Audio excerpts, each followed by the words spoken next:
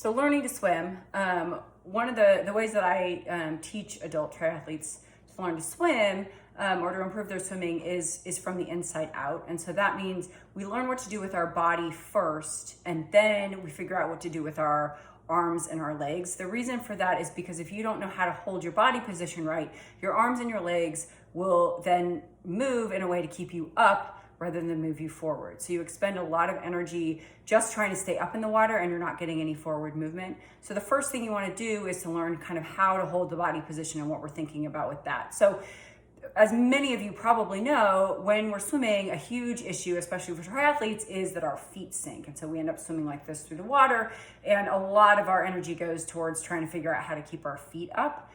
So the body position is intended to help with that. So our bodies, what we want to think about with how we're holding our body in the water is pressing the head and the chest down to help bring the hips and the feet up. So it's like a teeter-totter. One side goes down, the other side comes up. For our body, the lungs are like the center of that teeter-totter. So we press it down, the other side comes up. You're thinking about that lung as sort of the center of that. Now there's a couple things with that. One, when you're thinking about that, I call this press the T. So this right here. So you're thinking about pressing this whole T down. It's not just your head, it's not your shoulders where you're holding your head up. You want to think about this whole region, you're pressing it down. The second thing to think about is that much like in running, when somebody tells you to lean forward in running, we're not leaning forward and sticking our butt out. We're not running like this, right? We are leaning forward from the ankles. And that's the same way that it is in swimming. So you are pressing that head and that chest down, but thinking about leaning from the ankles and not wanting to have a crease here.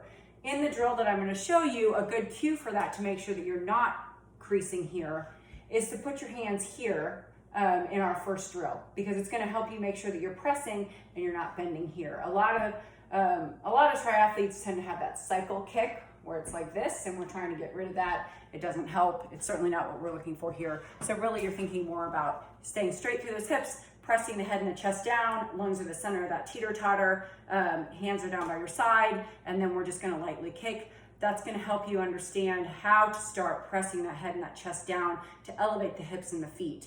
Now, a quick note about that, when you're first learning to do this drill, you're going to play with that a lot, and you're going to really exaggerate that press down. Sometimes I tell people it's almost as if you're pressing enough to kick yourself to the bottom of the pool, because you really want to get a feel for what that's like to press that down. The reality is, when you are actually swimming many steps down the line, it really does not take a huge amount of chest press to help elevate the hips and the legs. So it's really, once you actually implement that in swimming, it's a much smaller adjustment than it will be for the drill that you learn how to start doing that. So